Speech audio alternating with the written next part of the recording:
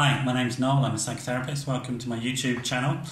Do subscribe while you're here, and if you're watching this on my website, there's a link above in blue where you can, if you click in it, a pop-up box comes up, you add your email details, and I'll ping these emails, these blogs to you on a regular basis. So today, I'm okay, you're okay, communicating assertively and kindly towards another person and towards yourself, I guess, as well. That's where it starts. Let it begin with me. So what does that mean? I'm okay, you're okay is a term from a form of psychotherapy called Transactional Analysis. You don't really need to know those long words. TA is what it's shortened to. But you may have come across these ideas of the inner child, the inner adult, the inner parent. And in some recovery circles, they talk about the inner higher self as well. So those are the ideas I'm talking about. And what does that mean? I'm okay, you're okay is where you're coming from a place of peace and acceptance of yourself, and also respect for the other person, so that you know what your needs are, you're not acting out on them, and you're aware of the other person and their needs, and you're not trying to have a win-lose situation, but a win-win situation. It's otherwise known in that framework, in the TA framework, as adult communication. So that you're working towards getting the person that you're discussing things with into an adult space, not a parental space where somebody's trying to control or take charge of the situation, not a child space where it's about emotions and feelings, but an adult space. And what does that mean? Well, essentially it means the adult is a learning function, if you like, our internal learning function, both from reality, but also from our internal reality, so aware of what's going on inside ourselves, and also empathising with the other person, and the situational reality, what's possible, what's actually possible in the current situation, and then encouraging that type of thinking from somebody else.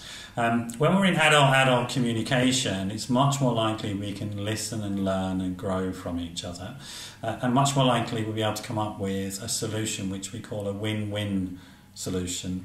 As a natural corollary to this, or association or connection to this, is that the communication style in adult communication is more likely to be assertive rather than passive or aggressive. So that you're in an assertive style, you're clear about what you want, you're clear about what the other person wants, and then you can map out a solution that works for both of you.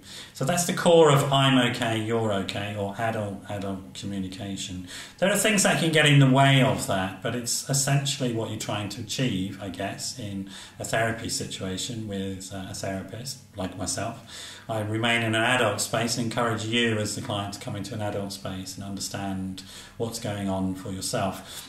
Sometimes I might be the parent in role to your child, but that would be reparenting and really as a role modelling function to enable you to internalise that and learn how to reparent yourself, for example.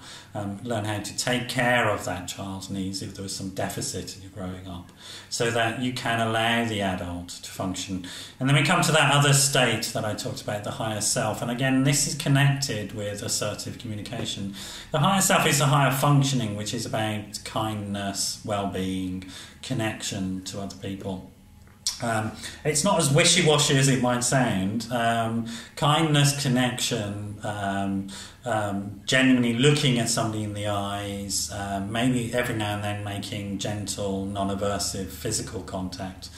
These things are known to promote what's called oxytocin, or attachment forming, or what oxytocin is a hormone that what people often call the love hormone. It's a bonding chemical that allows us to feel good about each other and good about ourselves. Using that approach, the higher self approach, you're more likely to engage on a social, pro-social level with another human being. So all of this stuff is very important in terms of understanding our modern science around it, the neuroscience of attachment and relationship. But it's also very ancient. If you go back many thousands of years, some of the creative thinkers such as Buddha, for example, were talking about this. Be kind in your actions and thoughts towards yourself and towards other people. we now know that that promotes connections within the frontal lobes of the brain, which is where personality is, pro-sociality is. And this is extremely beneficial for yourself as an individual and for other people.